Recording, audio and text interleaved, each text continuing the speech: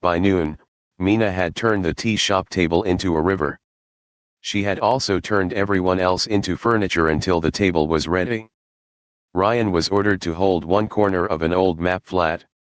Kai was told to stop hovering over the wet photographs. Han surrendered 2 paperweights shaped like fish. Lena cleared away the teacups with the resigned air of someone watching scholarship invade commerce. Maps overlapped from one end to the other, old waterways, modern drainage lines, property boundaries, North River filings, photographs of the damaged marker, and one napkin Ryan had drawn on because he claimed strategy required snacks. Blue pen traced the channel from the quieting point toward the river. Red circles marked every property North River had touched in the last year. The circles formed a loose chain. Kai saw it only after Mina traced the route twice. The first time, the properties looked scattered. The second time, they leaned toward one another. Service road. Drainage bend. Warehouse lot abandoned pump station. Each red circle touched the next through water, access, or ownership hidden behind another name. A chain did not need straight links to hold. Mina used the phrase without looking up, and Ryan immediately accused her of becoming ominous on purpose. She ignored him because the table had her full attention. Each circle had a date beside it now. The dates did not march neatly forward. They clustered, paused, then advanced again after public attention shifted elsewhere. It looked less like expansion and more like testing a locked door from different angles. That is not coincidence, Mina said. No one was going to argue, Ryan replied. You might have. I am growing as a person. Kai stood at the edge of the table, arms folded, trying to read the map the way Mina did. To him, the lines looked like streets and water.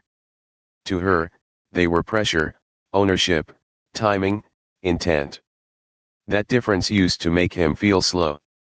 Now it made him grateful. Kai could feel resonance, but Mina could see systems built by people who never touched chi at all. She followed signatures, dates, and land parcels with the same focus she gave old carvings. If the ruins were speaking through stone, North River was speaking through paperwork. The system helped only a little. Pattern correlation, probable interference route. External objective inferred, accelerate resonance bleed. Recommended response, gather proof, prevent isolation, strengthen river markers. Strengthen how? Kai murmured. Han heard him. Not by pouring fire into damaged stone until it cracks. Before you ask. Kai closed his mouth. Lena set a folder on the table. The work order tomorrow gives them legal access to the drainage point. If they damage it further and call it repair, no one will question the noise. Mina's pen moved quickly. Unless there is already a complaint on record. Photographs. Historical documentation. A reason for the city to send an actual inspector. Ryan leaned forward.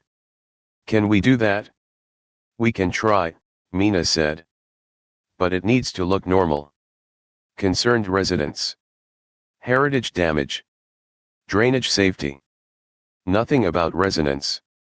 Mina made 3 versions of the complaint before choosing the least interesting one. The first sounded too urgent. The second sounded too knowledgeable. The third sounded like a tired neighborhood asking why a subcontractor had access to a drainage point already flagged for heritage review.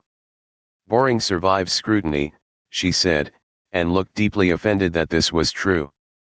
Normal became the day's weapon. It was not a weapon Kai knew how to admire yet.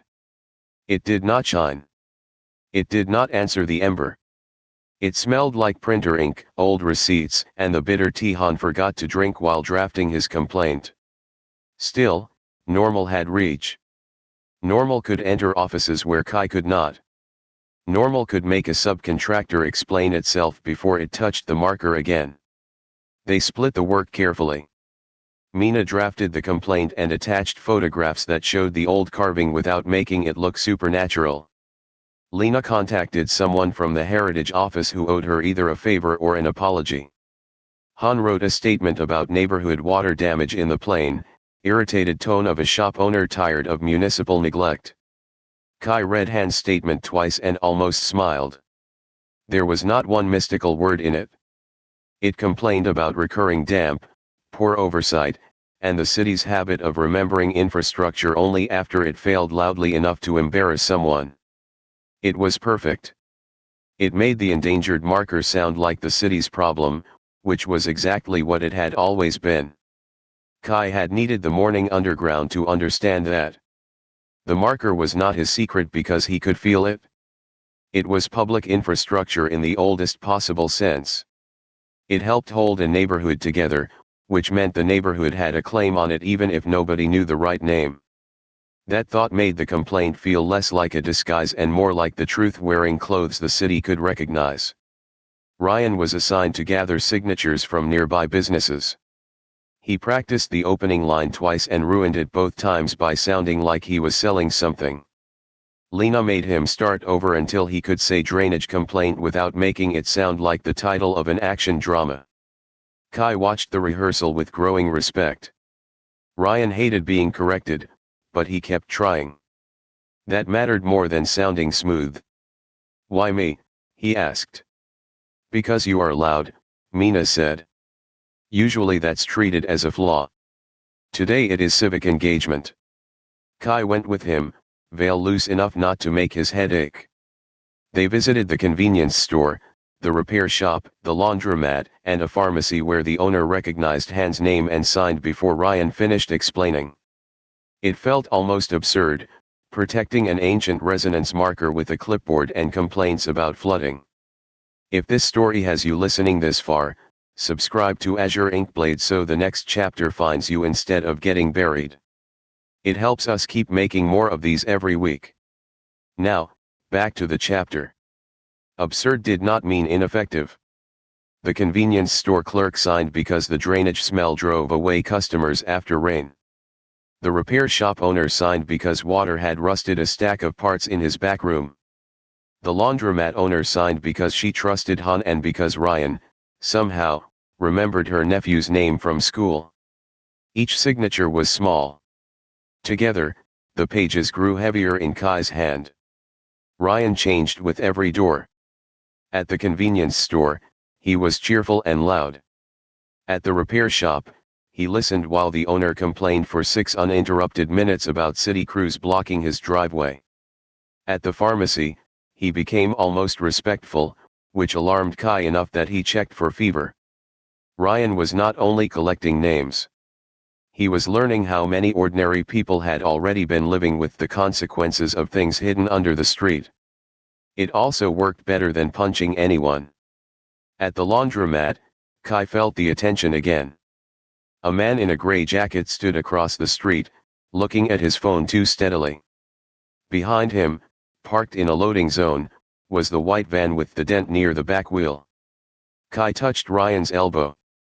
It was the signal they had agreed on, but using it in the wild made Kai's pulse jump. Ryan's muscles tightened beneath his fingers.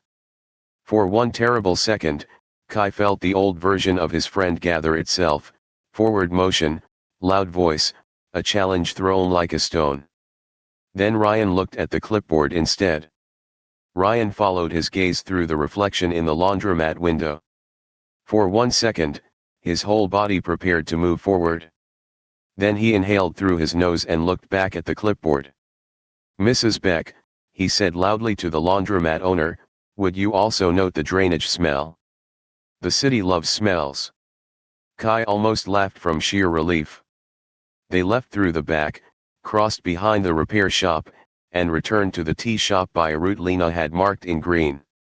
Only when the door closed behind them did Ryan let his grin drop. "I hated that." His hands were shaking a little around the clipboard. He noticed Kai noticing and scowled as if the shaking had insulted him personally. "Do not make a face," he said. Kai lifted both hands. "I am not making a face." Mina looked up from the packet. "You are both making faces." Quietly. The tiny scolding loosened the room. Ryan set the clipboard down carefully, as if it might explode. Kai flexed his fingers and realized he had not reached for the ember when he saw the van. That was not bravery. It was training catching him before instinct did. You did it, Kai said. I know. That's why I hated it. Mina took the signed pages and added them to the complaint packet. Her hands moved fast, but her face softened when she saw both of them were unhurt. Good. We file before North River's crew arrives. The complaint went out at 4:17 p.m. For a moment after Mina pressed submit, no one moved. The packet had taken all afternoon and looked painfully ordinary when finished: photos, signatures, dates, a short statement, a request for review before scheduled work. Kai had expected action to feel louder. Instead, the most useful thing they had done all day ended with a quiet confirmation number on a screen. At 4:43, the white van drove past the tea shop. It did not slow enough to accuse. It did not stop. That made the passing worse. The van moved through ordinary traffic like any other vehicle, carrying groceries or tools or someone late to work, except every person in the tea shop knew its dent by now. Kai felt veiled flame tighten, then remembered Han's rhythm and let it loosen before the headache returned. No one inside spoke until it disappeared around the corner. The system appeared. External attention confirmed. Forced contact avoided. Support structure response, effective. Kai read the final line twice. Effective did not mean safe. It meant their small, ordinary actions had changed something enough to be noticed. Near sunset, a message arrived on Mina's phone from an unknown number. The phone buzzed once against the table. No one moved for a breath. That was how much they had changed. Even a single notification had become an event to assess. Mina turned the screen over with 2 fingers, as if the message might leave residue. Civic concern is admirable. Interference is not. Ryan stood so quickly his chair scraped the floor. Mina went pale, then took a screenshot with hands that shook only a little. Evidence, she said. The word became a handhold. Mina saved the screenshot, forwarded it to a new folder, and wrote the time beside the complaint filing. Lena made her copy it to paper as well. Digital records could vanish. Paper could burn. Nothing was perfect. The answer was not to find one safe place for the truth, but to put pieces of it in enough places that removing all of them became work. Lena nodded. Evidence. Kai looked toward the front window. The street outside was full of people buying dinner, carrying umbrellas, arguing into phones, living inside a city that had no idea how many old things lay beneath its roads. The shadows were not across some distant river. They were here, moving through paperwork, vehicles, polite warnings, and public streets. For once, Kai did not reach first for fire. Fire would not answer a text. Fire would not make the work order disappear or turn signatures into proof. Fire would only tell the watchers that he was still easiest to move when anger pointed somewhere. Kai breathed until the heat in him became warmth instead of signal. He reached for the map. He did not know what answer he expected to find there. Maybe none. But the map held more than roads now. It held places people had signed, places North River had touched, places water remembered, and places the old city still breathed quietly under concrete. Looking at it felt better than looking at his own anger.